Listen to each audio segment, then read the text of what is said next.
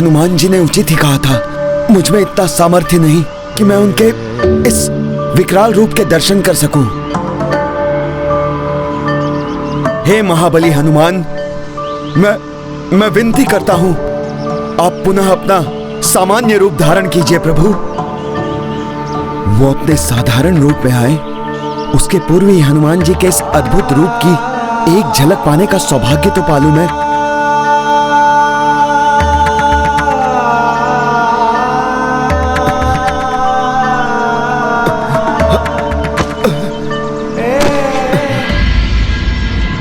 हनुमान का पंचमुखी रूप था ही ऐसा कि महाबली भीम भी अपनी चेतना खो बैठे।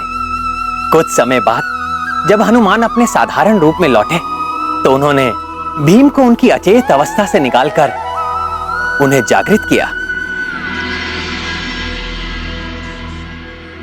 प्रभु, आप कल्पनातीत हैं। अद्भुत है आपकी शक्ति। आपके महाविकराल रूप के दर्शन पाकर तो मुझे ज्ञात हो गया है मैं महाबली पुकारे जाने के योग्य कदापि नहीं हूँ। महाबली तो क्या, मुझमें तो इतना भी सामर्थ्य नहीं है कि मैं वास्तविक महाबली के उनके वास्तविक पूर्ण रूप के दर्शन भी कर सकूं। बल मुझमें और तुम में कहाँ है भीम? ये तो केवल राम नाम की शक्ति है जो हमें बल प्रदान करती है। अपनी शक्ति और अपने व्यवहार दोनों से ही मैंने आपको निराश किया। इसके लिए मैं आपसे क्षमा चाहता हूं हनुमान जी। किंतु मैं तो तुमसे तनिक भी निराश नहीं हूं। अपितु तुम्हारी अपार शक्ति और निश्चय की दृढ़ता से अत्यंत प्रभावित हूं। तुमने सभी असफलताओं के बाद भी अपने निरत प्रयत्नों से यह प्रमाणित कर दिया कि तुम सहजता से पराजय स्वीकार करने वालों में से नहीं हो। किंतु तुम ये सदैव स्मरण रखना कि भूल से भी जागृत हुए अहंकार का त्याग करना अति आवश्यक है। हनुमान जी, अपनी इस भूल के लिए मैं बहुत ही लज्जित हूं। आप विश्वास रखिए, आपने मुझे जो सीख दी है उसे मैं कभी नहीं भूलूंगा। प्रभु नहीं, तुमने तो स्वयं कहा था कि मैं तुम्हारा अग्रज हूं, तो तुम मुझे भ्राता बताकर ही संबोधित करो। मैं तुम्हें तुम्हारे प्रत्येक कार्य में सफल होने का और आगामी धर्म युद्ध में अपने सभी विरोधियों को सफलतापूर्वक पराजित करने का आशीर्वाद देता हूं।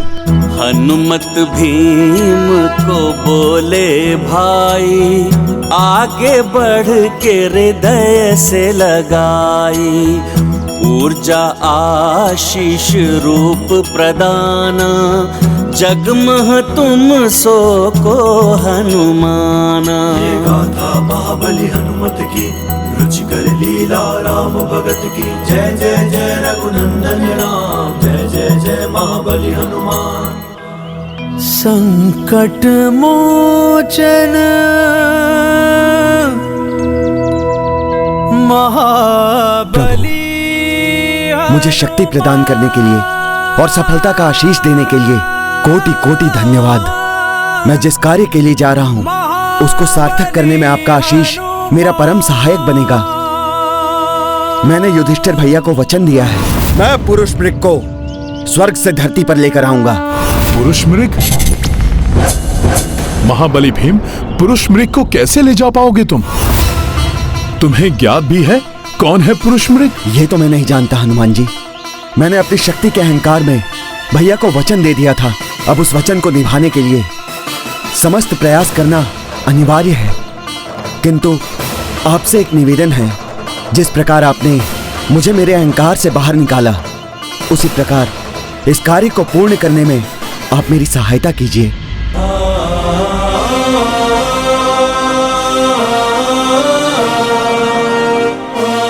ये कार्य तो मेरे लिए भी अत्यंत कठिन है महाबली भीम, क्योंकि अर्ध मनुष्य और अर्ध पशु पुरुष मृग को संभालना कदाचित असंभव ही है।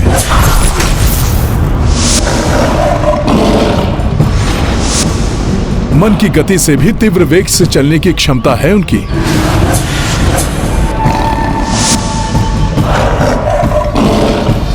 जहां उनके चरण पड़ते हैं वो स्थान पवित्र हो जाता है। धर्म के प्रति उनकी बड़ी श्रद्धा और आस्था है। परम शिव भक्त होने के कारण जहां भी शिवलिंग दिखते हैं, बिना पूजा किए आगे नहीं बढ़ते।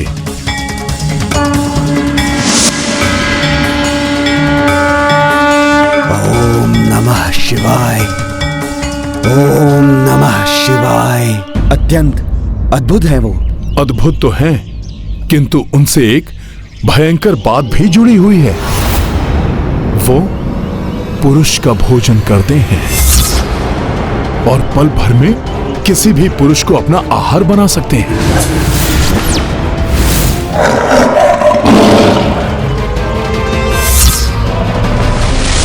मुझे आशंका है कि कहीं तुम उन्हें लेने जाओ और वो तुम्हारे साथ इंद्रप्रस्थ जाने के लिए अपनी स्वीकृति भी दे दें, किंतु स्वर्ग से बाहर आते ही वो तुम्हें ही अपना आहार न बना ले।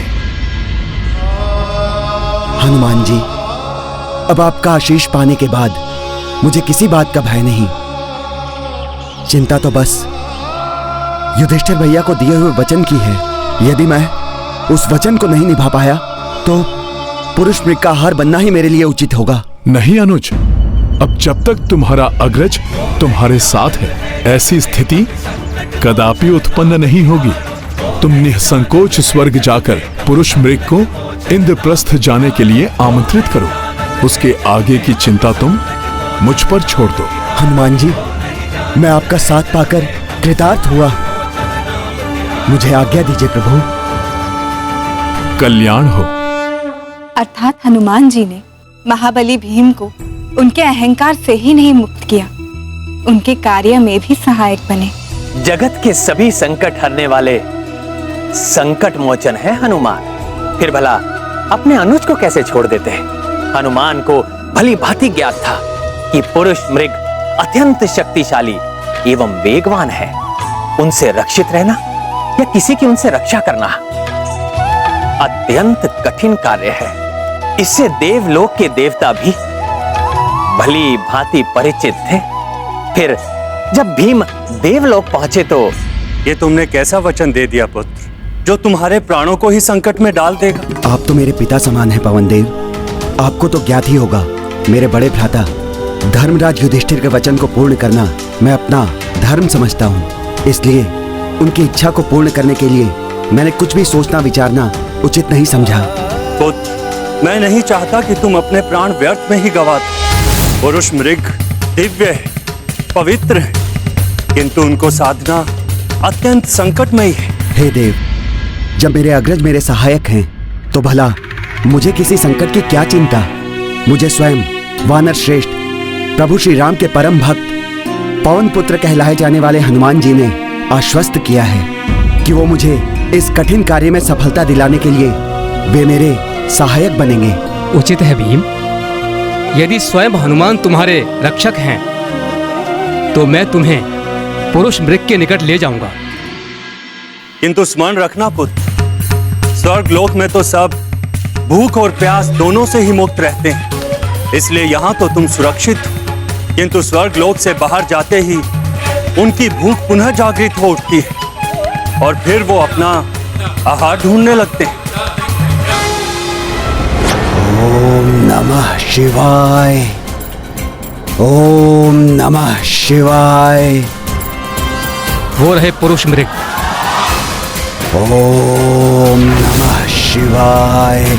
जाओ महाबली भीम, किंतु अपनी सुरक्षा के लिए सचेत रहना।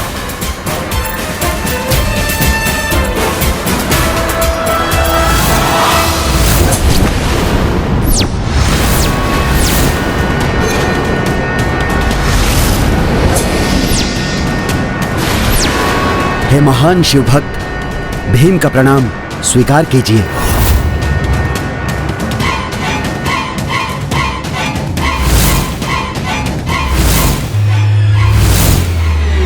मैं अपने ज्येष्ठ भ्राता धर्मराज युधिष्ठिर की इच्छा को पूर्ण करने के लिए मैं आपको महल ले जाने के लिए आया हूं, ताकि आपके चरण हमारे महल पर पड़े और वो धन्य हो जाए। तुम स्वयं अपनी मृत्यु के मुंह में प्रवेश करना चाहते हो क्या?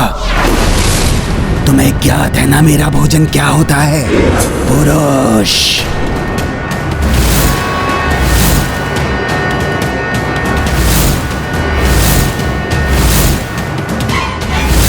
और तुम्हारे शरीर की तो कदकाठी भी उत्तम है। तुम्हें अपना आहार बनाने में मुझे बहुत आनंद आएगा।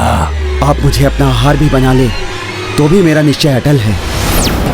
मैं तो आपको लेकर ही जाऊंगा। तुम्हारा साहस तो प्रशंसनीय है, मैं उसकी सराहना करता हूँ। मेरे साहस का एक स्रोत और भी है, जिसके कारण मेरा आत्मविश्वास चरम पर है। मेरे आत्मरक्षक, मेरे संकट मोचक। भोले बाबा, आप ध्यान मग्न अवश्य हैं, किंतु आपसे कुछ कहाँ छिपा है। अपने रुद्रांश को आशीष दीजिए कि मैं पुरुष मृग को स्वर्ग से इंद्रप्रस्थ ले जाने के दुष्कर कार्य में अपने अनुज भीम को सफलता दिला सकूं। मेरा प्रणाम स्वीकार कीजिए भोले बाबा।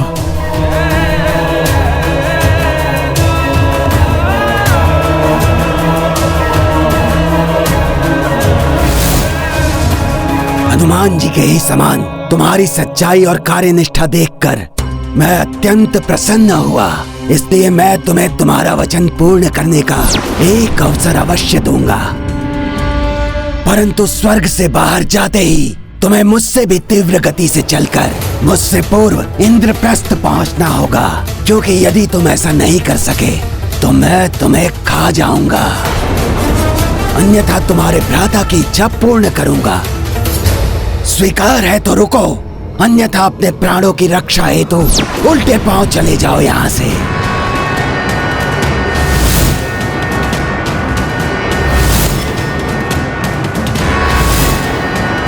मेरे तुम्हारी ओर मुड़ने तक का समय तुम्हारे पास है। तुम्हारे पास विचार कर निर्णय लेने का, या तो उसके पूर्व ही यहाँ से चले जाना, अन्यथा मैं समझ लूंगा तुम्हें मेरी चुनौती स्वीकार है।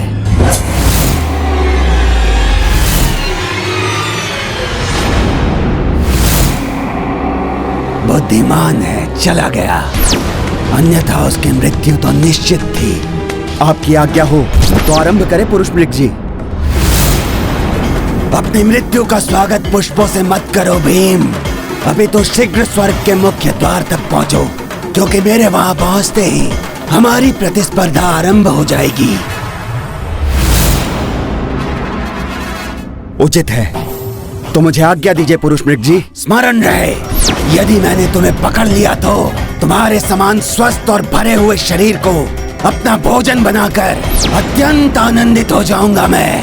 इसीलिए मुझसे दया की कोई आशा मत रखना। किंतु महल पहुंचने पर आप किसी को अपना आहार तो नहीं बनाएंगे ना? मैं तुम्हें वचन देता हूँ, मेरे द्वारा तुम्हें अपना आहार बनाने के पूर्व इंद्रप्रस्थ पहुंच गए तो मुझसे भय की कोई बात नहीं। तब मैं किसी भी पुरुष को अपना भोजन नहीं बनाऊंगा। तो उचित है पुरुष मृग जी, मैं अपनी यात्रा आरंभ करता हूँ। जय बजरंग बली। हाँ। फिर क्या हुआ ना? फिर प्रारंभ हुई प्रतिस्पर्धा महातेजस्वी पुरुष मृग और महाबली भीम के मध्य।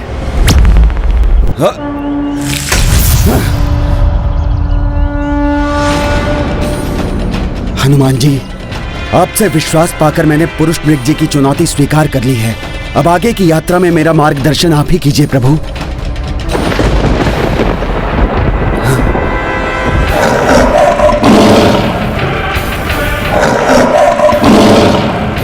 ये तो इतने अल्प समय में यहाँ तक पहुँच गए। मेरे निकट पहुँचने में कुछ भी समय नहीं लगेगा इन्हें। किंतु हनुमान जी कहाँ हैं? कैसे सहायता करेंगे वो मेरी?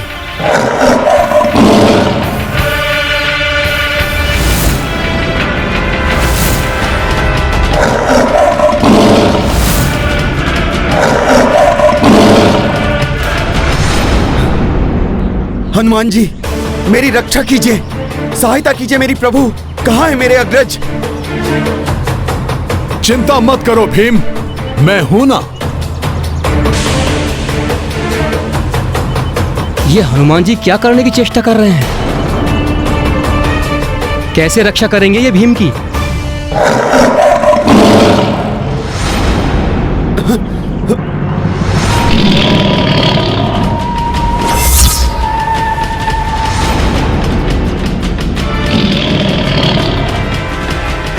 मुझसे स्पर्धा करने चले थे भीम। अब देखो कैसे मैं तुम्हें अपना भोजन बनाता हूँ। ये तो मेरे सामने ही आ गए। हनुमान जी ना जाने कहाँ हैं। ओम नमः शिवाय, ओम नमः शिवाय।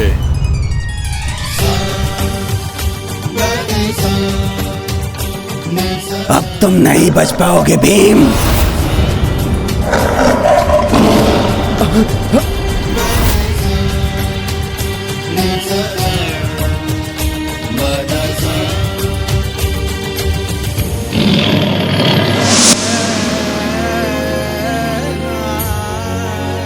ओम नमः शिवाय। यह अकस्मात शिवलिंग हमारे मध्य में कैसे आ गया?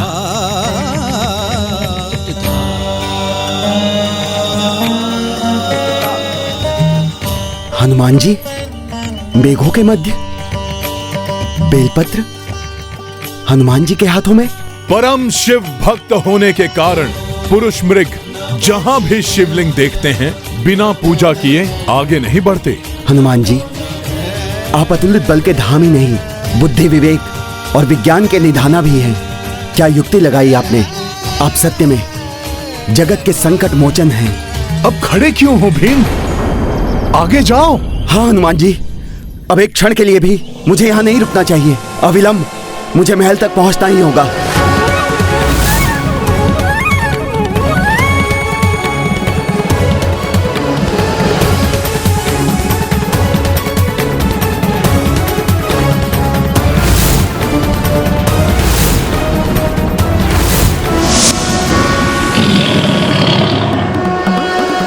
भीम तुम्हें क्षण भर में पकड़ लूंगा मैं। ये दहाड़ तो पुरुष मृग की प्रतीत होती है। हमें उनके स्वागत के लिए तत्पर रहना होगा। किंतु भ्राता, सुना है कि पुरुष मृग को स्वर्ग से बाहर लाना बहुत ही कठिन है। कहीं कोई अनर्थ ना घट जाए। हाँ अर्जुन, प्रार्थना करो भीम उन्हें सकुशल यहां तक लाने में सफल हो। पुरुष मृग ने तो अपनी गति और तीव्र कर दी है। हनुमान जी कुछ कीजिए, ये पुनः मुझ तक पहुंच रहा है। कुछ कीजिए संकट मोचन। चिंता मत करो भीम, मेरे अनुज हो तुम। मैंने तुम्हें वचन दिया है, तुम्हारा कोई अहित नहीं होने दूंगा मैं।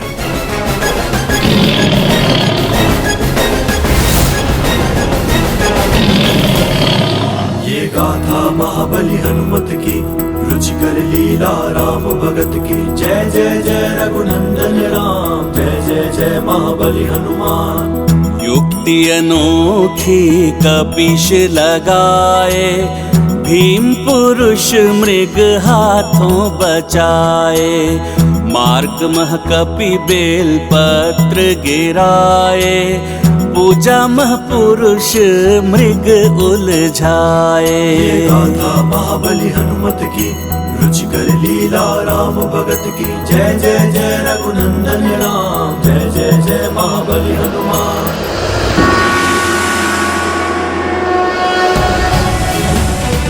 भीम तो इंद्रप्रस्थ पहुंचने को है, किंतु प्रभु की पूजा नहीं छोड़ सकता मैं।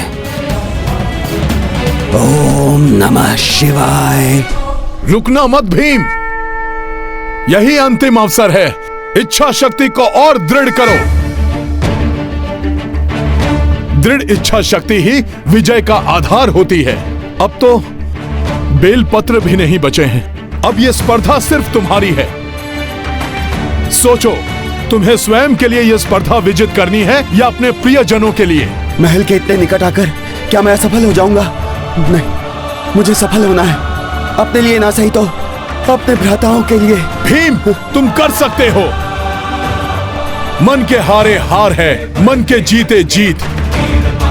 आगे बढ़ो मेरे अनुज। ओम नमः शिवाय, ओम नमः शिवाय। बस भीम, कुछ दूरी और, शीघ्रता करो पुत्र। न जाने भीम भैया सफल हो पाएंगे भी या नहीं पुरुष मृग को यहां तक लाने में। भीम, इंद्रप्रस्थ नहीं पहुंचने दूंगा मैं तुम्हें।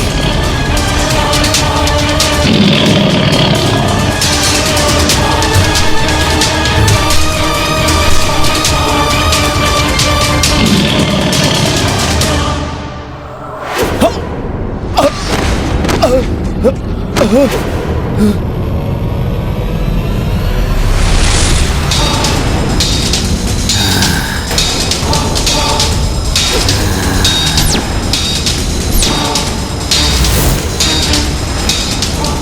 परास्त हुए भीम।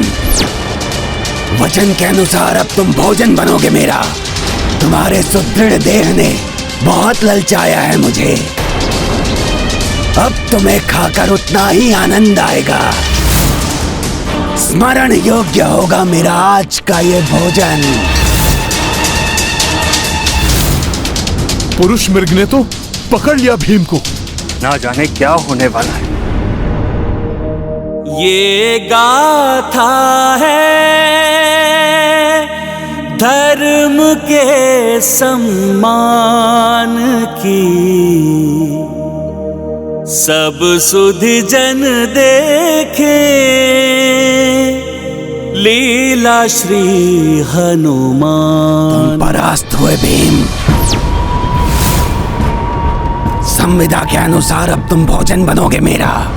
मैं तुम्हें तुम्हारा वचन पूर्ण करने का एक अवसर अवश्य दूंगा, परंतु स्वर्ग से बाहर जाते ही तुम्हें मुझसे भी तीव्र गति से चलकर मुझसे पूर्व इंद्रप्रस्थ पहुंचना होगा, क्योंकि यदि तुम ऐसा नहीं कर सके तो मैं तुम्हें खा जाऊंगा।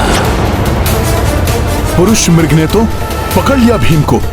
नहीं पुरुष मृग जी, अब आप मुझे तो क्या किसी को अपना भोजन नहीं बना पाएंगे, क्योंकि मैं परास्त नहीं हुआ।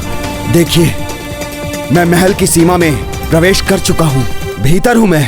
नहीं, तुम स्वयं को भीतर देख रहे हो, जबकि मैं तुम्हें बाहर देख रहा हूँ। अभी भी तुम बाहर ही माने जाओगे। नहीं पुरुष मृग जी, मैं आधा भीतर हूँ और आधा बाहर। मैंने अपनी महल की सीमा को स्पर्श कर लिया है। अतः अब यदि आप मुझे भोजन बनाएंगे तो ये अन्यायपूर्ण होगा, अधर्म होगा। यदि तुम्हें विश्वास है कि ये अन्याय है, अब न्याय तुम्हारे ही भ्राता न्याय मूर्ति धर्मराज युधिष्ठिर करेंगे। वही ये निर्णय लेंगे कि तुम पर मेरा अधिकार बनता है या नहीं। धर्मराज युधिष्ठिर, आपके भ्राता भीम इंद्रप्रस्थ से बाहर है या भीतर? क्या आप इस विषय में निष्पक्ष निर्णय करने के लिए प्रस्तुत हैं? तो प्राण वल्लभ, ज्येष्ठ पांडव पुत्र युधिष्ठिर को तो धर्मराज का अंश मानते हैं, तो क्या वो निष्पक्ष निर्णय ले पाए? और फिर हनुमान ने आगे क्या किया? प्रिय, सब बताता हूं। स्पर्धा के नियम एवं समस्त वस्तु स्थिति को जानने के पश्चात युधिष्ठिर भी असमंजस में पड़ गए। उन्हें समझ में नहीं आ रहा था कि वो क्या निर्णय दें। क्या विचार कर रहे हैं युधिष्ठिर जी? आप धर्मराज हैं, आशा है आप उचित ही न्याय करेंगे। ना जाने क्या निर्णय देंगे धर्मराज युधिष्ठिर। मेरा भाई मुझे प्रिय है, मैंने ही इसे भेजा था स्वर्ग आपको इंद्रप्रस्थ लाने के लिए, किंतु न्याय की दृष्टि में प्रिय अप्रिय, अपना पराया सब एक समान है, क्योंकि भीम के शरीर का आधा भाग महल के अंदर और आधा भाग महल के बाहर। अतः न्याय के अनुसार भीम की आदि देह पर पुरुष मृग का अधिकार माना जाएगा।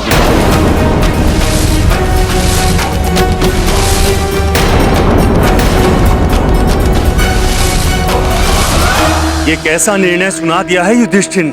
किंतु बड़े भैया, यदि पुरुष मृग ने भीम भैया के आधे देह को खा लिया तो इनकी मृत्यु हो जाएगी।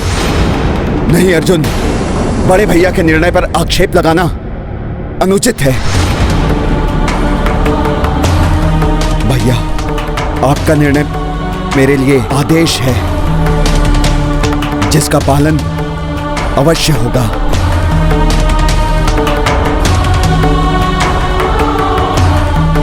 हे पुरुष मृग, हे धर्म के पथ पे चलने वाले महान शिव भक्त, आपको आपका अधिकार अवश्य मिलेगा। न्याय के अनुसार मेरी देह का आधा भाग आपको समर्पित है। ये तुमने क्या किया भीम? परिणाम जो भी हो, किंतु तुम्हारी न्याय प्रियता प्रशंसनीय है। तुम्हारी देह जितनी सुदृढ़ है, तुम्हारा हृदय उतना ही कोमल। मैं तुम्हें अपनी संविदा से मुक्त करता हूं।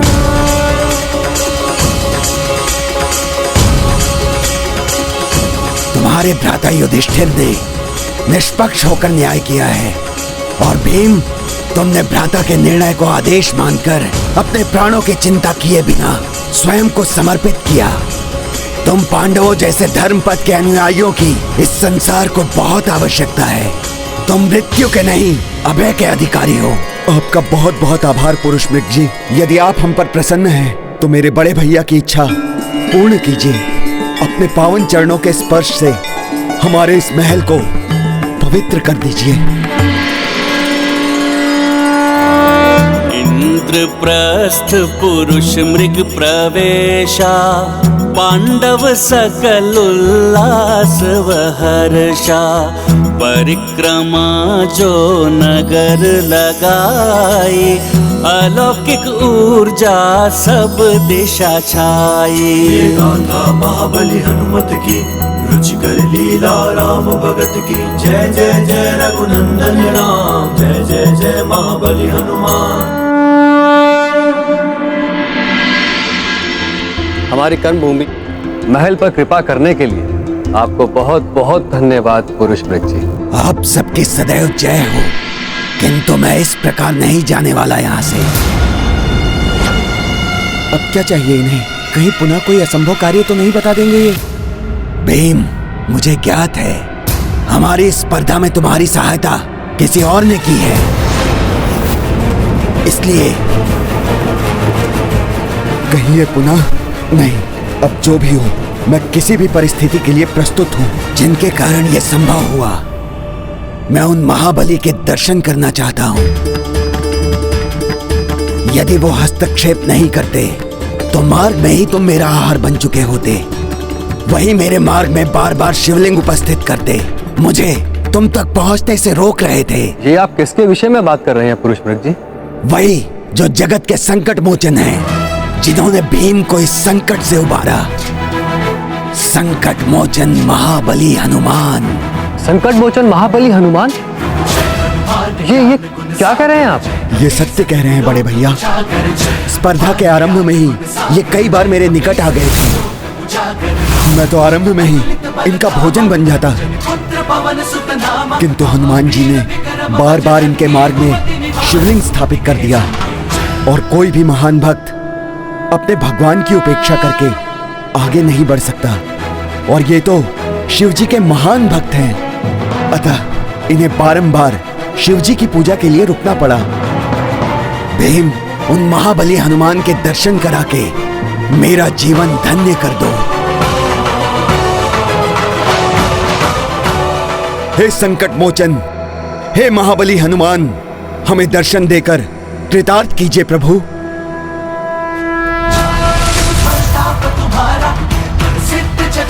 प्रणाम हनुमान जी।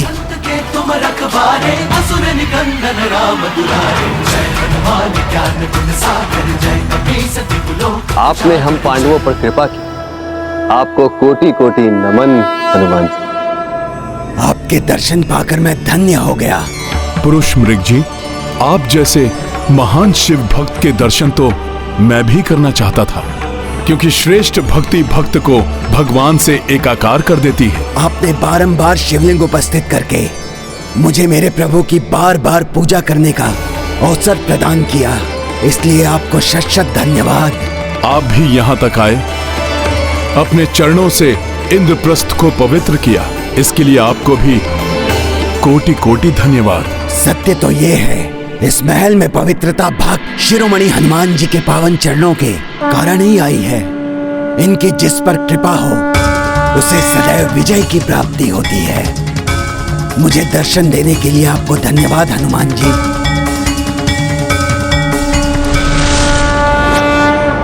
हे महान राम भक्त, हे संकट मोचन हनुमान, आपने मेरे अनुज भीम को विकट संकट से उबारा, इनकी रक्षा की। आपका ये उपकार हम पांडव कभी नहीं भूलेंगे। हनुमान जी, जगत में ऐसा कौन भक्त होगा जो आपके संकट मोचन नाम से परिचित नहीं होगा।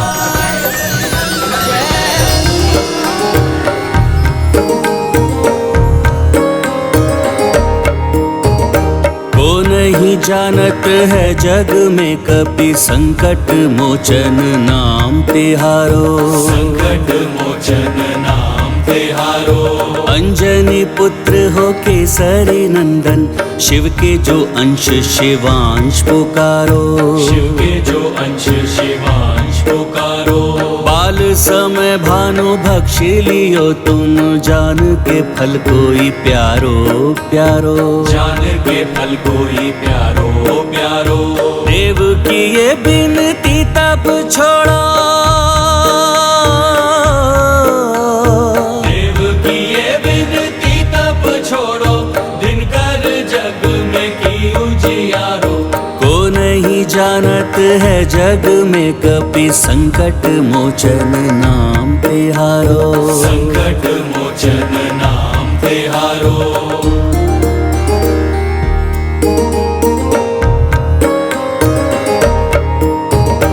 वज्र प्रहारा टूटी हनु तव, नाव भयो हनुमान तिहारो। नाव भयो हनुमान तिहारो। आशीष रूपी वरदान अनगिन, देव सभी तुमको दे डारो। देव सभी तुमको दे डारो। राम के काज को दे के सहाया, राम के काज को दे के सहाया, जग कल्याण को ध्येय है धारो। को नहीं जानत है जग में कपि संकट मोचन नाम तिहारो। संकट मोचन नाम तिहारो।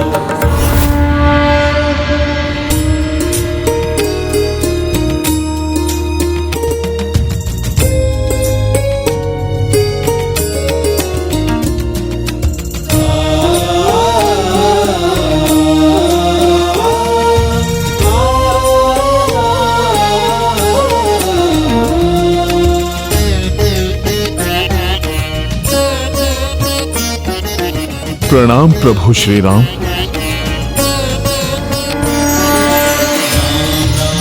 वर्षों से तरसते इन नेत्रों को आज आपके दर्शन हो गए प्रभु मेरे श्री राम।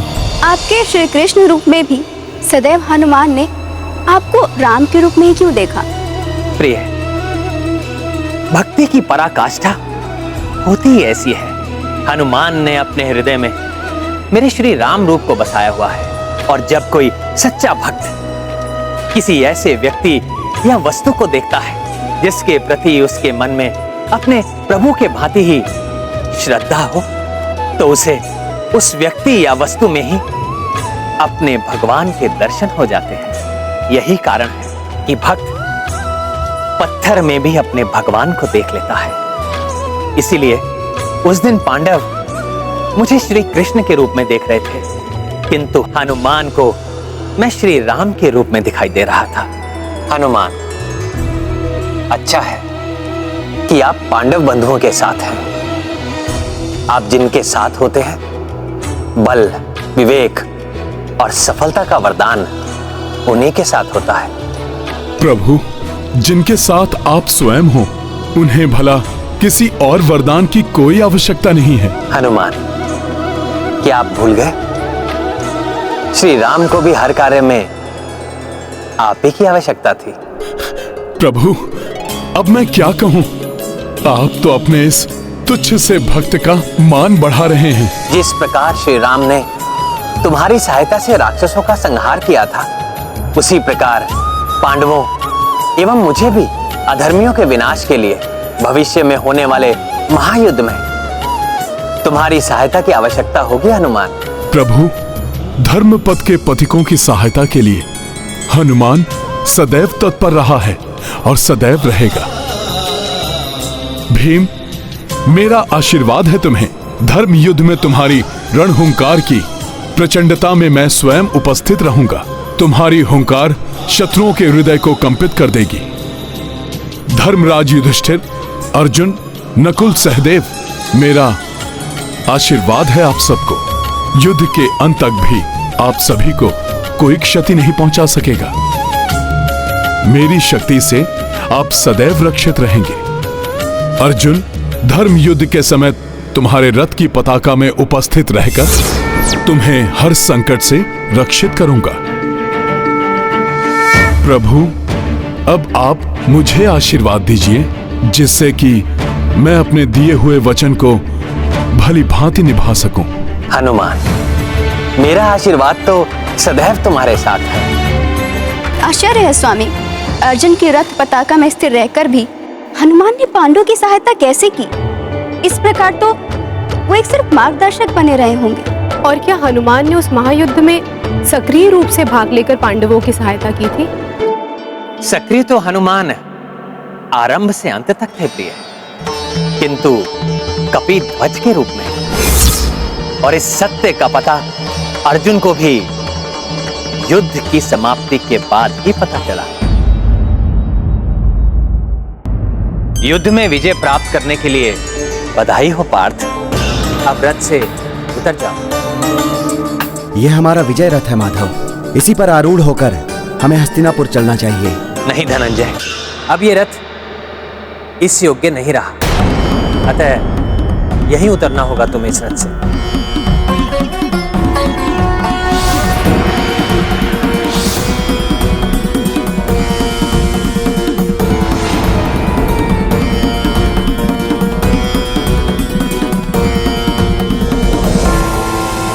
अपने इस विजय रथ के अंतिम दर्शन करना। ऐसा क्यों कह रहे हैं माधव? कुछ तो रहस्य है इसमें। आपने हम सभी का बहुत साथ दिया है, अब आप भी इस रथ को त्याग दीजिए। संकट मोचन हनुमान।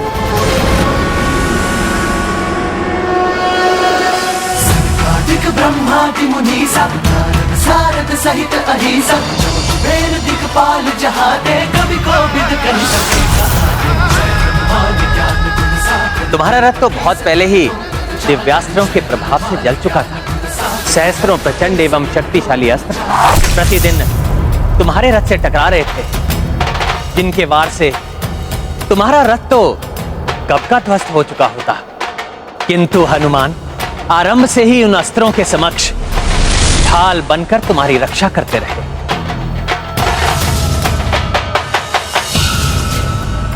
इसलिए उनके हटते ही तुम्हारा रथ नष्ट हो गया। जगत उजियारा संत के तुम रखवारे असुर निकंदन राम दुलारे। जय हनुमान ज्ञान गुण सागर जय कपीस तिहुलो। हे संकट मोचन महाबली हनुमान, आपने हम सबको सहस्त्रों संकटों से रक्षित किया है।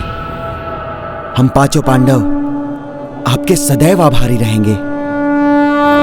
साथ खड़े माधव हनुमाना पांडव भाई करे परनामा। सदैव विजयी भव। कपि महावीर सहाय आशीष मुरली धर बरसाए। गाथा महाबली हनुमत की रुचिकर लीला राम भगत की। जय जय जय रघुनंदन राम जय जय जय महाबली हनुमान। हनुमान, तुम्हारी भक्ति की शक्ति ने पुनः अधर्म का नाश करने के लिए हम सबकी सहायता की। मेरा आशीर्वाद है तुम्हें, जो भी मनुष्य पूर्ण श्रद्धा एवं भक्ति भाव से तुम्हारा स्मरण करेगा, तुम्हारी भक्ति की शक्ति से उसके कष्टों का नाश होगा। प्रभु, आपकी कृपा का पारावार नहीं है। आपका साथ पाकर मैं धन्य हो गया। तुम्हारी एवं तुम्हारे भक्तों की सदा जय हो हनुमान।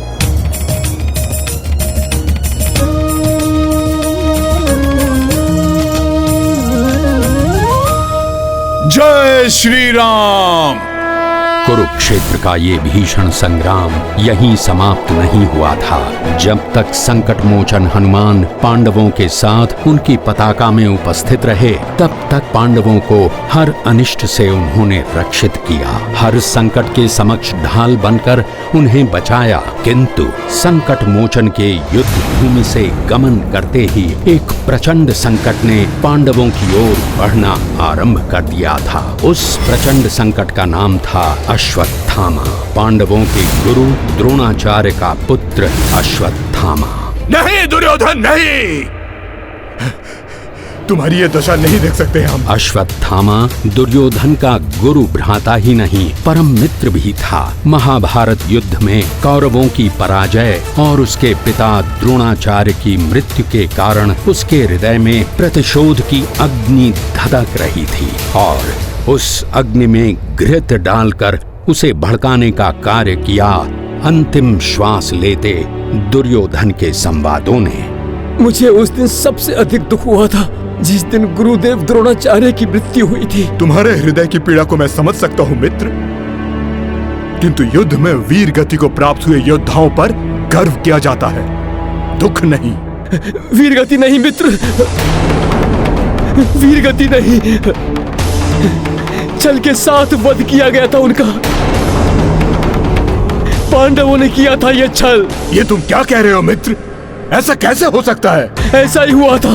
गुरुदेव द्रोणाचार्य का साहस तोड़ने के लिए तुम्हारे वध की मिथ्या सूचना दी गई थी पांडवों द्वारा। ये सुनने के पश्चात गुरुदेव ने अस्त्र शस्त्र रख दिए। उस दुष्ट धृष्टद्युम्न ने गुरुदेव का वध कर दिया। नहीं, नहीं, नहीं, पिताश्री! पांडवों के छल का भयंकर परिणाम भोगना होगा। मित्र दुर्योधन, शपथ है मुझे कि तुम्हारी अंतिम श्वास से पूर्व मैं अश्वत्थामा पांडवों को उनके वंश के साथ ही समाप्त कर दूंगा। मेरे प्रतिशोध की अग्नि में पांडवों को जलना होगा, जलना होगा। प्रतिशोध की ज्वाला जब धधकती है तो मनुष्य को राक्षस बनते समय नहीं लगता।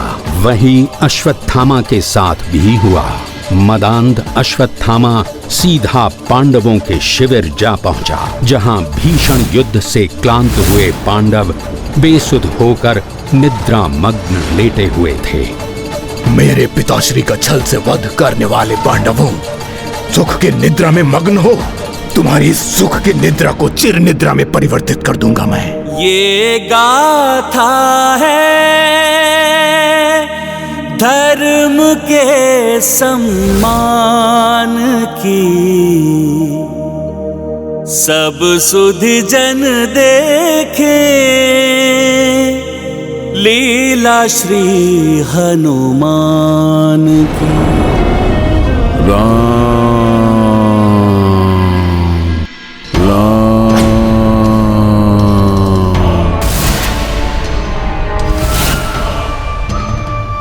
मेरे पिताश्री द्रोणाचार्य का वध करने वाले पांडवों, तुम्हारी सुख की निद्रा को चिर निद्रा में परिवर्तित कर दूंगा मैं अश्वत्थामा।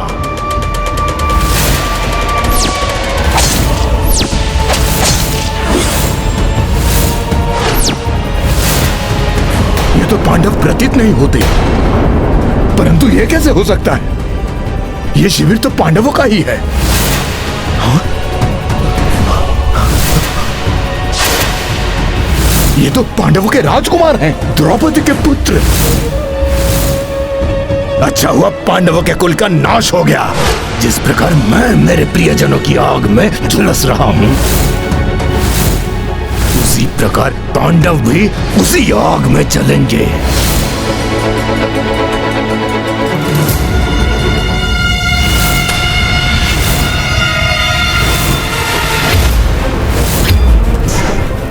पांडवों के वंशनाश की संतुष्टि लिए क्रूर अश्वत्थामा दुर्योधन को अपने पराक्रम की शुभ सूचना देने जा पहुंचा। ये क्या किया तुमने अश्वत्थामा?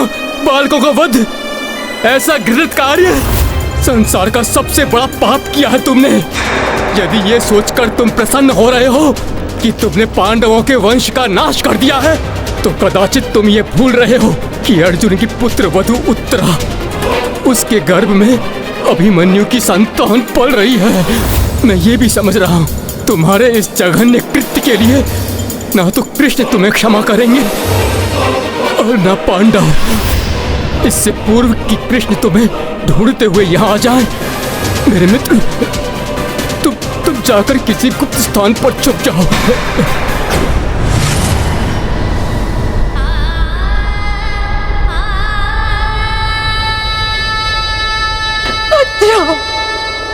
मेरे पुत्र।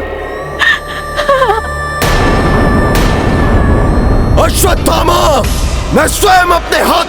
तेरी जीवा उखाड़ूंगा। नहीं महाबली, उस दुष्ट को मारकर आप उसे चिर शांति प्रदान करना चाहते। उससे मृत्यु से भी भयानक दंड मिलना चाहिए, चिर शांति नहीं, उसे चिरकाल तक अशांति मिलनी चाहिए। जब तक उससे भीषण दंड नहीं मिल जाता, मैं अपने पुत्रों की अस्थियों को विसर्जित नहीं होने दूंगी। यही बैठी रहूंगी। मैं वचन देता हूँ पांचाली, उसके कुकृत्य के लिए उसे भीषण दंड दूंगा। मैं उसे दंडित किए बिना मैं नहीं लौटूंगा। इस महाअधर्म का भयानक परिणाम भोगना होगा उस कुकर्मी को। और तब द्रौपदी के प्रण को पूर्ण करने के लिए श्री कृष्ण एक बार पुनः अर्जुन के सारथी बने और देवशिल्पी विश्वकर्मा द्वारा निर्मित रथ पर धनंजय को लेकर अश्वत्थामा को दंड देने के लिए निकल पड़े। महाबली भीम भी प्रतिशोध की धधकती अग्नि को हृदय में लिए हुए उनके साथ दौड़ पड़े। ये रथ की ध्वनि अर्जुन कृष्ण के साथ और भीम भी। अर्जुन, वो रहा अश्वत्थामा। तुम्हारे इस जघन्य कृत्य के लिए ना तो कृष्ण तुम्हें क्षमा करेंगे और ना पांडव।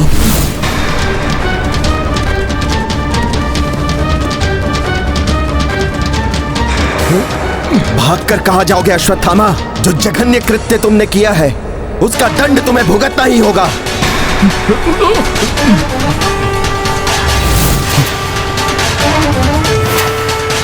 कहां भागकर जा रहा है अश्वत्थामा?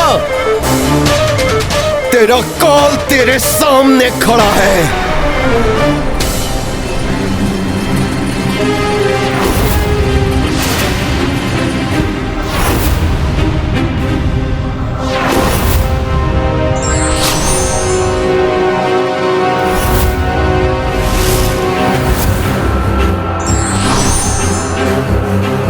ये क्या कर रहा है अश्वत्थामा?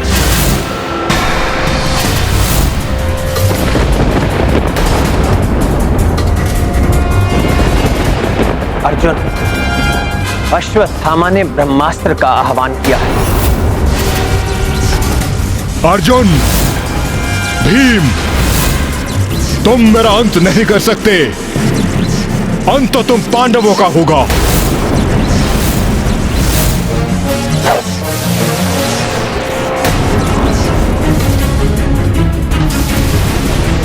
ये क्या अनर्थ कर दिया अश्वत्थामा ने? ऋषिवर वेदव्यास जी युद्ध कौशल का दुरुपयोग कर रहा है अश्वत्थामा। हाँ देवर्षि, ये पाप पर पाप कर रहा है।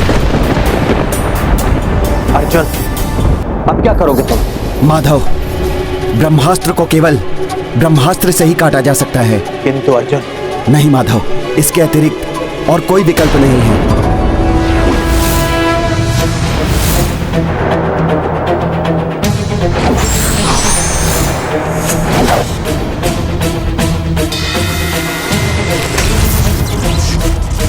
अश्वत्थामा, धनुर्विद्या के महागुरु द्रोणाचार्य के पुत्र होकर भी तुम ये कैसे भूल गए कि ब्रह्मास्त्र का प्रयोग इस प्रकार नहीं किया जाता। सहस्त्रों निर्दोष दीवधारी के साथ ही तुम भी मिट जाओगे अश्वत्थामा। निंदनीय कृत्य किया है तुमने अश्वत्थामा।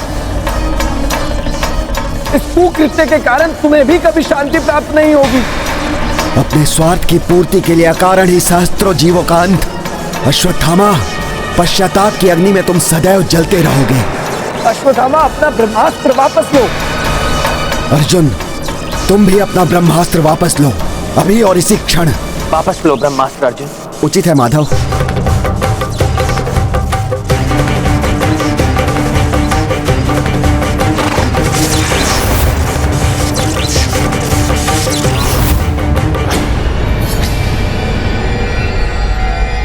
मैं वेदव्यास तुम्हें आज्ञा देता हूं अश्वत्थामा कि तुम इसी क्षण अपना ब्रह्मास्त्र वापस लो। मेरे पिताश्री ने मुझे अपूर्ण ज्ञान ही प्रदान किया है। मैं ब्रह्मास्त्र का संधान तो कर सकता हूं,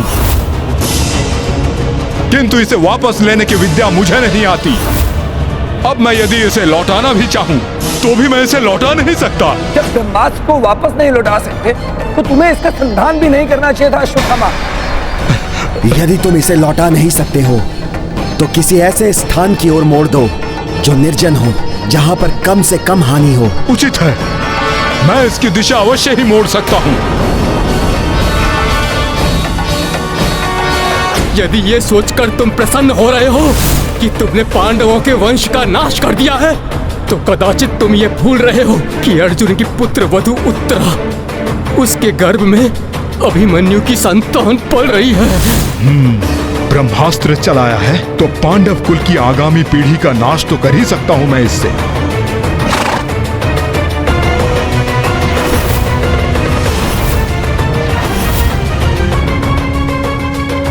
तुम अपनी नीचता नहीं त्यागोगे अश्वत्थामा। श्री कृष्ण को बोध हो गया था कि अश्वत्थामा ने ब्रह्मास्त्र को अभिमन्यु पत्नी उत्तरा के गर्भ की ओर परिवर्तित कर दिया था, जिससे उनका कोप अपने चरम पर पहुंच गया। अश्वत्थामा, तुम क्या सोचते हो पांडवों के कुल के वंश का नाश कर दोगे तुम? मैं कृष्ण तुम्हें बताता हूं, उत्तरा का वही पुत्र जिसका नाश करने के लिए तुमने अपने ब्रह्मास्त्र की दिशा परिवर्तित की है, भविष्य में वो एक महान राजा बनेगा और तुम अधम अश्वत्थामा।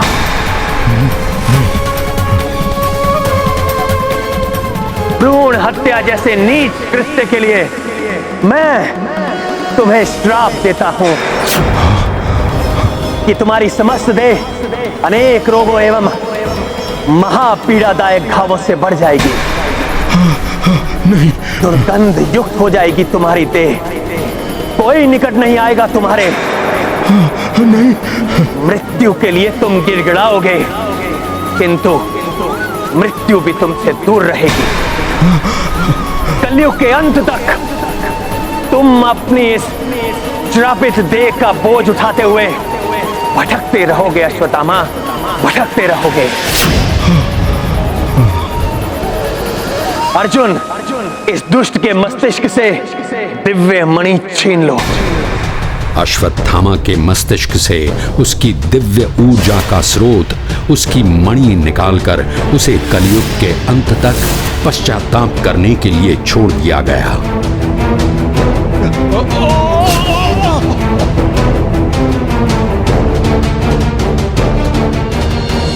अश्वत्थामा की दिव्य मणि देखकर द्रौपदी के संतप्त हृदय को शांति मिल गई, किंतु जैसे ही श्री कृष्ण लौटने को हुए, अभिमन्यु पत्नी उत्तरा सहायता की गुहार लगाती हुई श्री कृष्ण के सम्मुख आ खड़ी हुई।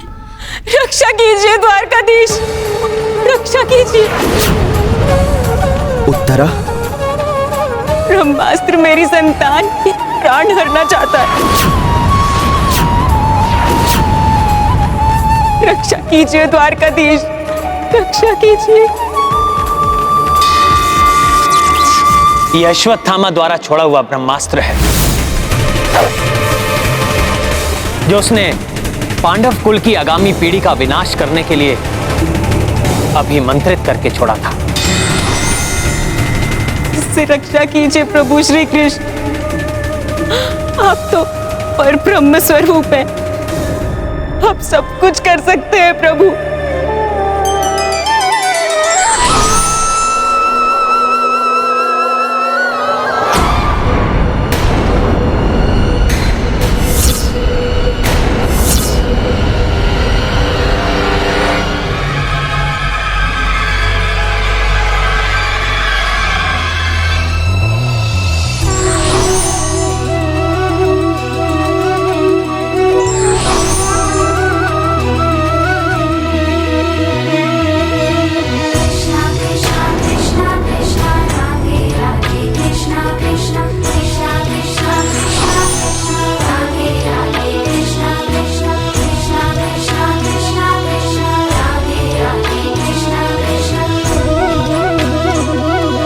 उत्तरा, अब तुम्हारा पुत्र सुरक्षित है। उसके जन्म के पूर्व ही उसकी इतनी बड़ी परीक्षा हुई, अतः तुम्हारे पुत्र का नाम परीक्षित होगा।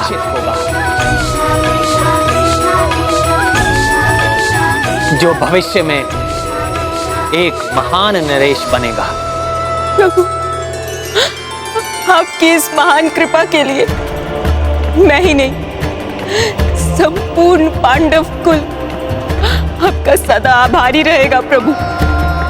सब परीक्षित के सौभाग्य को जानकर प्रसन्न थे, किंतु परास्त हुए कौरवों की माता गांधारी के वहां पहुंचते ही उनकी प्रसन्नता धूमिल पड़ गई।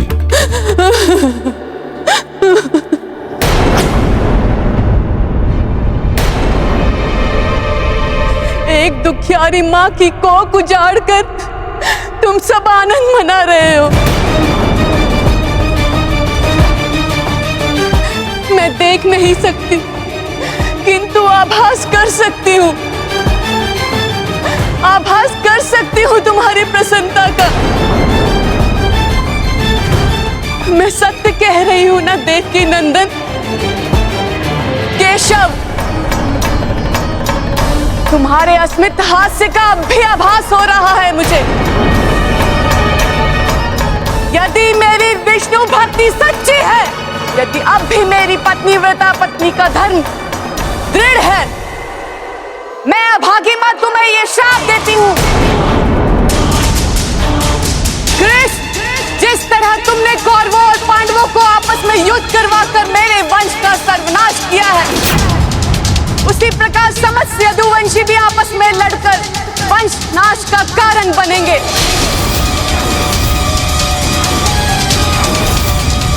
और तुम्हारी द्वारका नगरी भी सागर के गर्त में जाकर समा जाएगी। आपका दिया हुआ श्राप अवश्य फलित होगा। नियति ने यही निर्धारित किया है।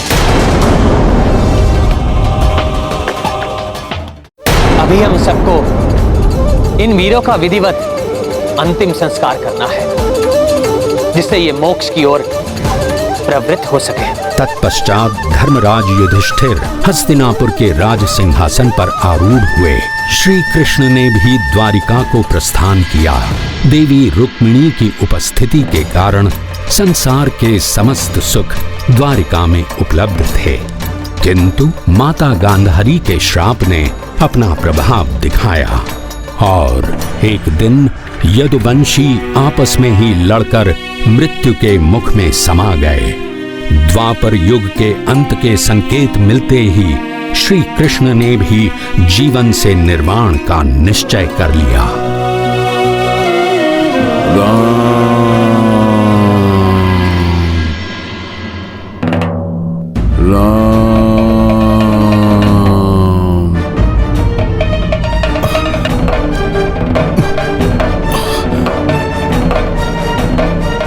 प्रभु, मेरा हृदय अकस्मात ही प्रभु के लिए व्याकुल क्यों हो रहा है?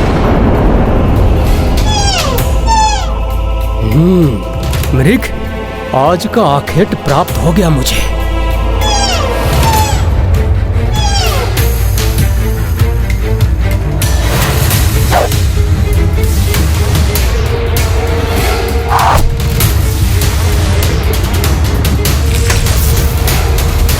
ये क्या हो रहा है? कभी प्रभु के लिए हृदय व्याकुल हो रहा है, तो कभी बाली भैया की मृत्यु का दृश्य इन नेत्रों के समक्ष घूम रहा है।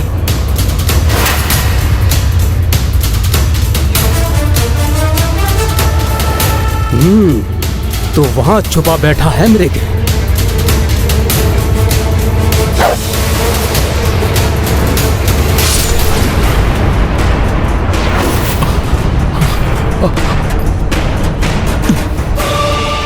कुछ तो है जो मेरे हृदय को व्यथित कर रहा है।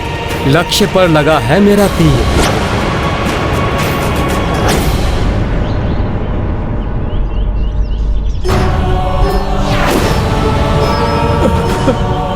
प्रभु, आप, ये क्या हो गया मुझसे प्रभु? मेरे ही तीर ने आपको ये कुकृत्य कैसे हो गया मुझसे प्रभु? क्षमा कर दीजिए, मुझ पापी को ज्ञात ना था कि आप है यहाँ। दुखी मत हो पुत्र, ये तो होना ही था। त्रेता युग में मैंने अपने श्री राम अवतार में तुम्हें ऐसा ही वरदान दिया था, इसलिए ऐसा घटित हुआ। ये आप क्या कह रहे हैं प्रभु? कैसा वरदान दिया था आपने? पुत्र, तुम पूर्व जन्म में बाली थे। जिस प्रकार उस समय मैंने छुपकर तुम्हारा वध किया था, उसी प्रकार मेरा निर्वाण भी निश्चित था।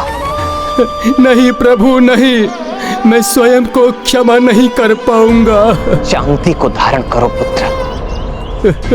जो जैसा करता है उसे कभी ना कभी उसका फल अवश्य भोगना पड़ता है। ये मेरी नियति थी।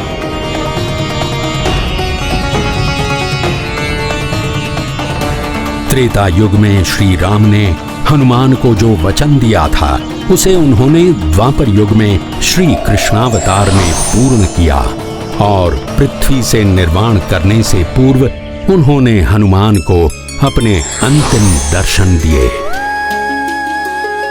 प्रभु, मेरे प्रभु, प्रभु ये कैसी विडंबना है मेरे भाग्य की। पहले प्रभु श्री राम निर्वाण कर गए और अब आप भी मुझे इस भूलोक में छोड़कर जा रहे हैं। हनुमान, तुम तो भाग्यवान हो जो तुम मेरे दोनों अवतारों के साक्षी बने। और इसके पश्चात जब कलयुग में मैं पुनः अवतार धारण करूंगा, तब भी तुम उपस्थित होगे। क्या ये हर्ष का विषय नहीं है तुम्हारे लिए? यही सोचकर अपने चिरंजीवी होने के वरदान पर मैं संतोष कर लेता हूं प्रभु। अन्यथा मेरा हृदय ही जानता है कि अपने प्रभु को अपने इन नेत्रों के समक्ष निर्वाण करते हुए देखना कितना हृदय विदारक होता है। मैं तुम्हारी पीड़ा समझता हूं हनुमान, किंतु तुम्हारे कांधों पर बहुत बड़ा दायित्व है। धर्म एवं धर्म पथ के मार्गियों की रक्षा करने का उत्तरदायित्व निभाना है तुम्हें। कलयुग अब निकट ही है, जिसमें अधर्म का साम्राज्य अपने चरम पर होगा।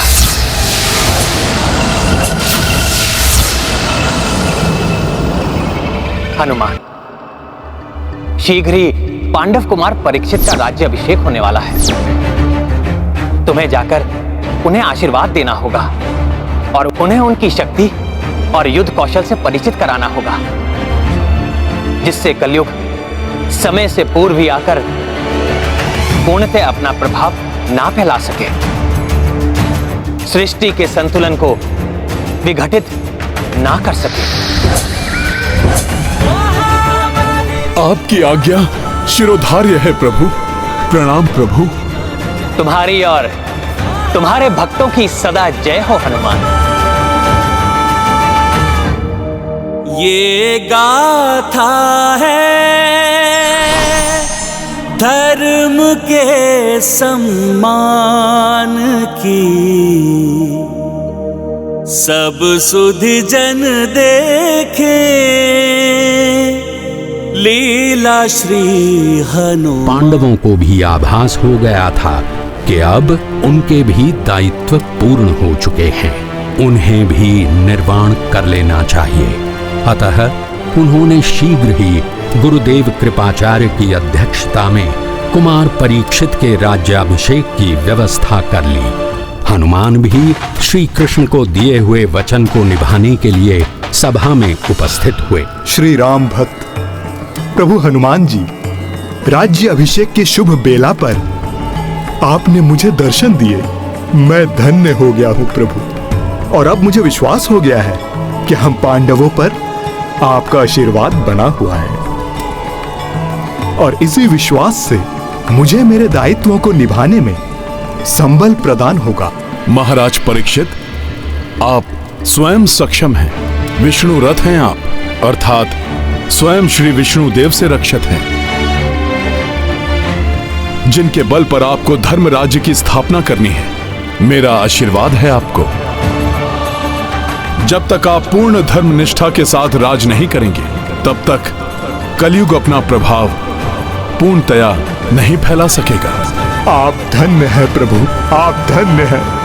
हनुमान के आशीर्वाद से राजा परीक्षित को अपनी शक्तियों एवं ज्ञान विज्ञान का बोध हुआ और उन्होंने पूर्ण निष्ठा के साथ राजपाट संभाल लिया।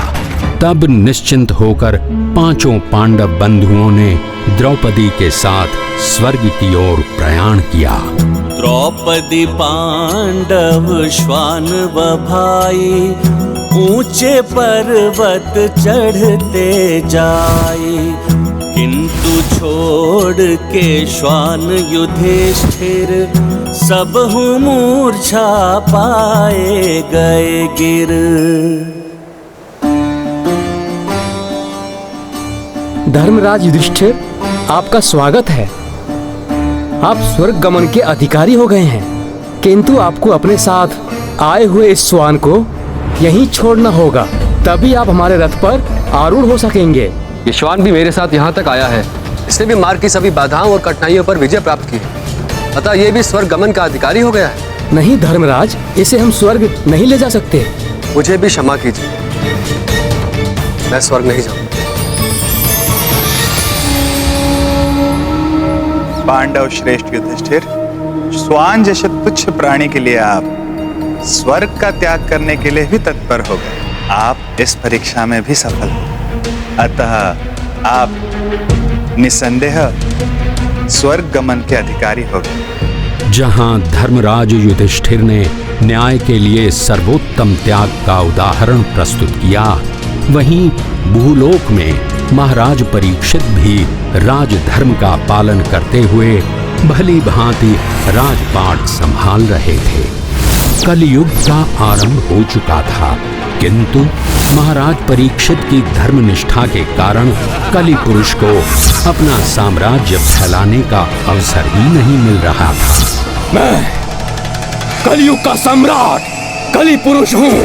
मेरा समय आरंभ हो चुका है महाराज परीक्षित, किंतु तुम्हारे कारण मुझे धरती पर अधिकार करने का अवसर नहीं मिल पा रहा है। इतनी धर्मनिष्ठा उचित नहीं है, कोई तो अधर्म करो महाराज परीक्षित।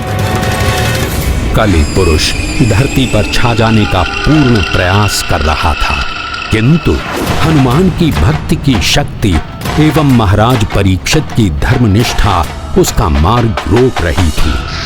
तब कलि पुरुष ने महाराज परीक्षित को लालच देकर छलने का निश्चय किया। एक दिन जब महाराज परीक्षित आखेट के लिए वन में गए थे, तब उन्होंने एक विचित्र दृश्य देखा। यह मृग कहाँ लुप्त हो गया? यह वृषभ कहाँ से आ गया है?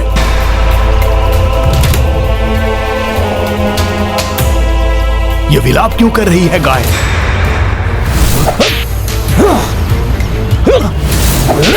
ये एक पांव के वृक्ष को ये दुष्ट इतने क्रूरता के साथ क्यों सता रहा है? ये कैसा दृश्य दिखाई दे रहा है मुझे? बंद करो इसे सताना। अधर्म कर रहे हो तुम मेरे राज्य में। कितनी दुर्बल गाय है ये। वृक्ष भी एक पैर का है। क्यों सता रहे हो इन निरीह प्राणी को? कौन हो तुम इन्हें दुख देने वाले? राजन, शास्त्रों में निहित वचनों से मोहित होने के कारण हम उस पुरुष को नहीं जान पाते जो समस्त क्लेश का मूल है। सभी दुख जिसके कारण उत्पन्न होते हैं, कोई दुख का कारण प्रारब्ध को मानता है तो कोई कर को, कोई स्वयं को तो कोई ईश्वर को। जबकि दुख के कारण को ना तो तर्क वितर्क से जाना जा सकता है, ना ही वाणी से व्यक्त किया जा सकता है। मैं पहचान गया हूं आपको।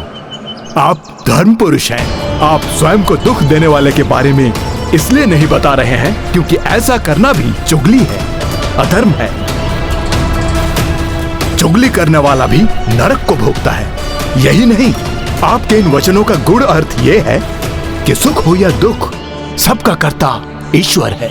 आप तो वेदज्ञ हैं राजन, इसलिए आप ये भी जानते हैं कि ईश्वर को वाणी से व्यक्त नहीं किया जा सकता। श्रद्धा एवं भक्ति से ही ईश्वर का आभास किया जा सकता है। आपके इस एक पांव का संकेत ये है धर्म पुरुष कि सतयुग में धर्म के चारों चरण थे, तब पवित्रता, सत्य एवं दया, तत्पश्चात त्रेता एवं द्वापर के समाप्त होते होते अधर्म के अंश अहंकार, अशक्ति एवं मद के कारण धर्म के 3 चरण नष्ट हो गए। अब मात्र सत्य रूपी एक ही पांव बचा है, जिसके बल पर आज धर्म टिका हुआ है, जिसे कलयुग अपने क्रूर प्रहारों से गिराने का प्रयास कर रहा है। धर्म के मात्र एक पांव सत्य को भी नष्ट कर देना चाहता है कलयुग, और कलयुग के अत्याचारों से पीड़ित यह गाय के रूप में दुख में विलाप करती हुई माता पृथ्वी है। आप दोनों को इस प्रकार प्रताड़ित होते हुए और नहीं देख सकता मैं। कली पुरुष! रुक जाइए महाराज, रुक जाइए। मैं आपकी शरण में हूं और शरण गहे को हानि पहुंचाना अधर्म है। आपने सत्य पहचाना।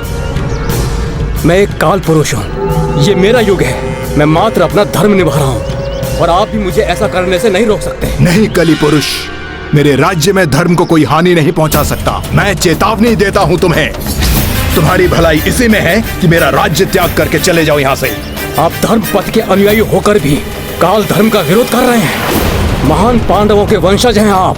काल चक्र के अनुसार मेरे काल अर्थात कलयुग का आरंभ हो चुका है, और यदि आप मुझे अपने राज्य में प्रवेश करने से रोकेंगे तो मैं कहाँ जाऊंगा?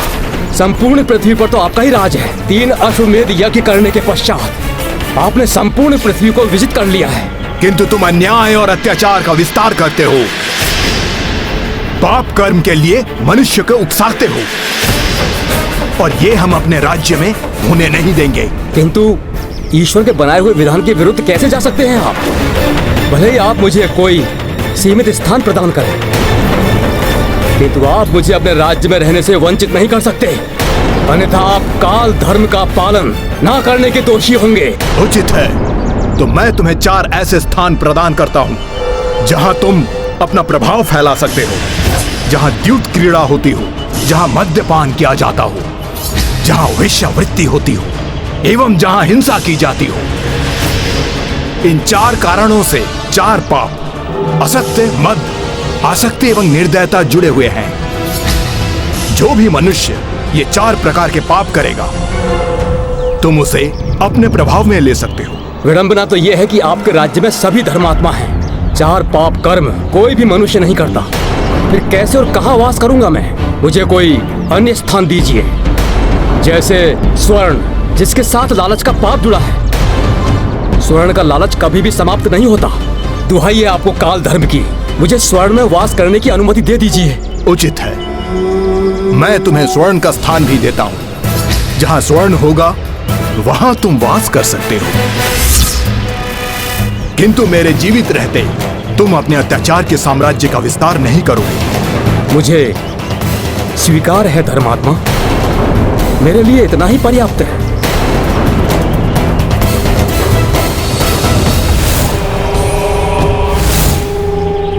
स्वर्ण राजन, स्वर्ण स्वर्ण तो आपके शीश पर भी है। सर्वप्रथम तो आपके शीश पर स्वर्ण मुकुट पर वास करूंगा मैं, और आपके ही मस्तिष्क को अपने वश में करूंगा मैं।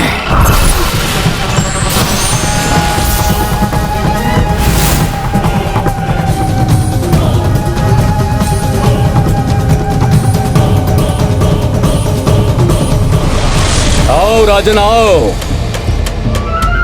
स्वर्ण में मुझे स्थान देकर बड़ी भूल कर दी तुमने। अब केवल तुम ही नहीं, ये समस्त संसार मुझ कली के वश में होगा, क्योंकि स्वर्ण सबको प्यारा है, तुम्हें भी। आओ अपने स्वर्ण सिंहासन पर बैठो। धर्ममूर्ति राजा परीक्षित काल धर्म के वश में आकर ये भूल गए कि स्वर्ण तो उनके शीश पर भी है।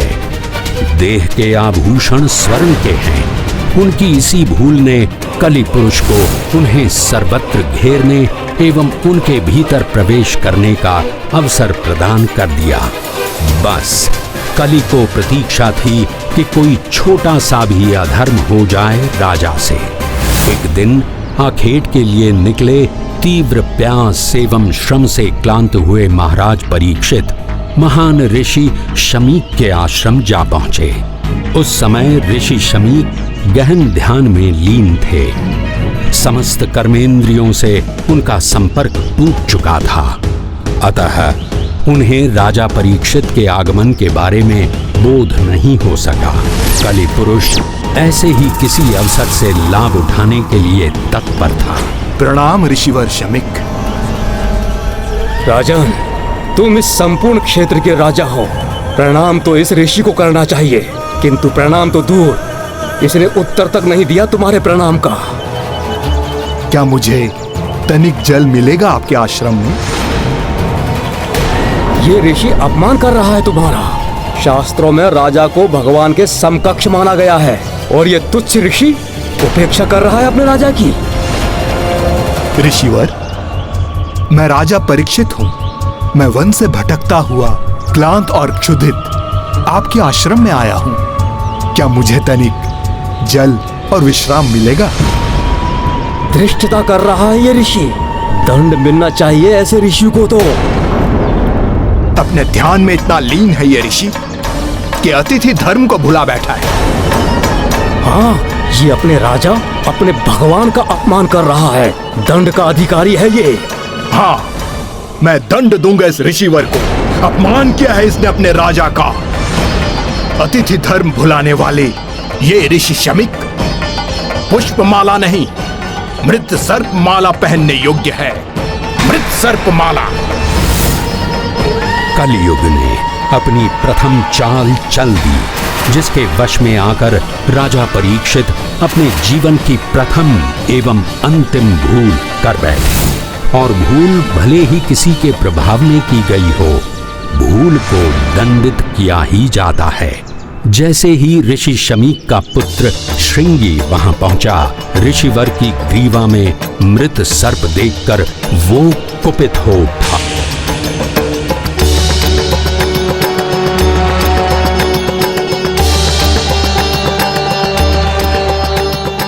किसने पिताश्री के साथ ऐसी अभद्रता की है? मैं महर्षि शमीक का पुत्र श्रृंगी अपने तपोबल से श्राप देता हूँ। जिसने भी पिताश्री के साथ ऐसी अभद्रता की है, आज से 7 दिवस के भीतर उसकी मृत्यु हो जाएगी। पिताश्री के ग्रीवा में सर्प डालने वाले दुष्ट नागों का राजा तक्षक स्वयं तुझे डसेगा। सफल रही मेरी चाल। 7 दिवस, अभी से केवल 7 दिवस, फिर कली दिखाएगा अपना वास्तविक प्रभाव। क्या हुआ पुत्र श्रृंगी? बहुत कुपित दिखाई दे रहे हो।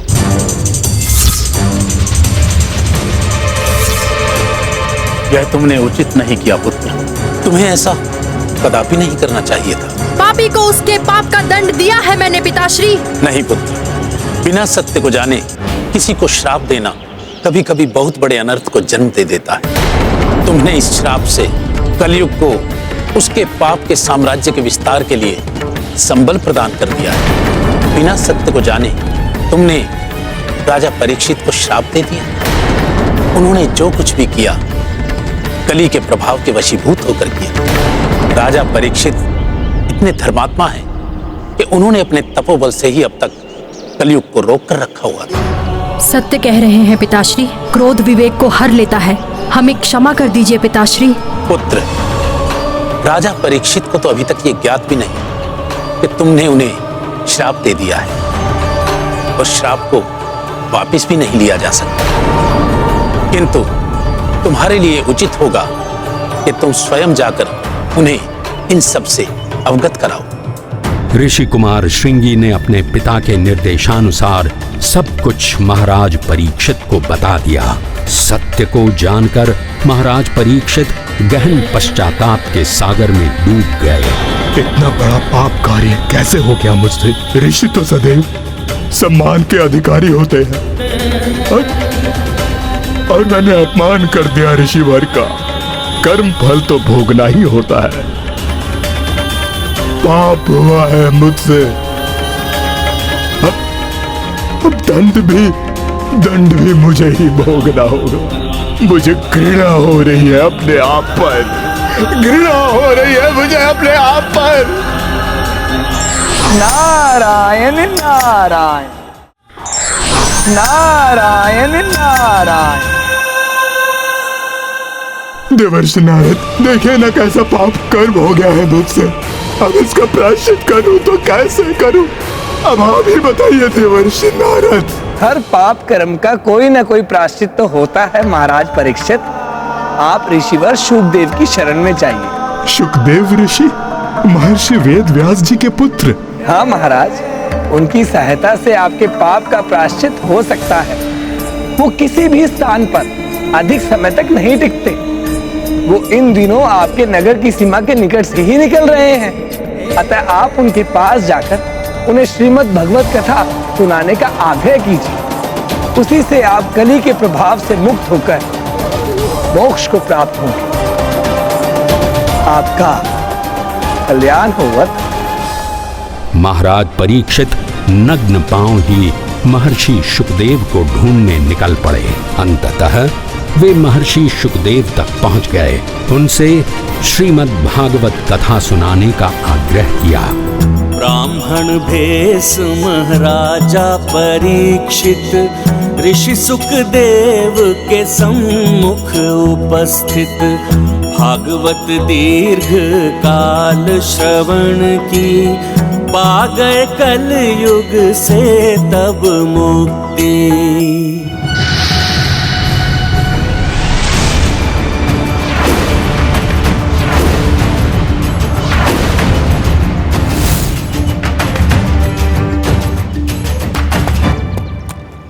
अच्छा है, बड़े ही धार्मिक पुत्र एवं पुत्र वधू हैं। मां का सम्मान करते हुए स्वयं धरा पर चल रहे हैं और मां को अश्व पर आरूढ़ किया हुआ है।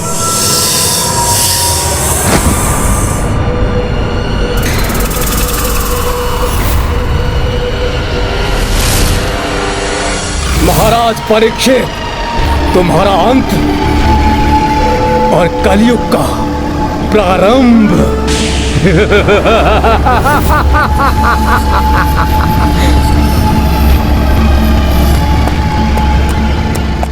बस बहुत हो गया माँ, अब तुम नीचे उतरो।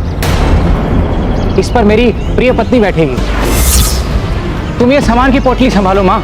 ये तो अधर्म है, अर्थात कलयुग का प्रभाव आरंभ हो ही गया है।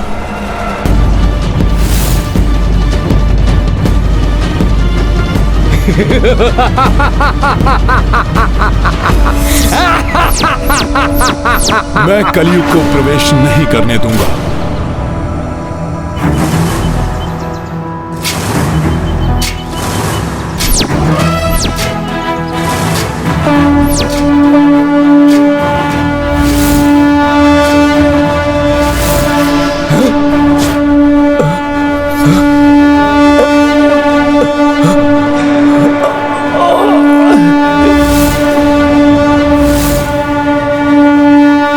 शंखनाद कहां से बज रहा है? कौन बजा रहा है इसे? इसकी ध्वनि विचलित कर रही है मुझे।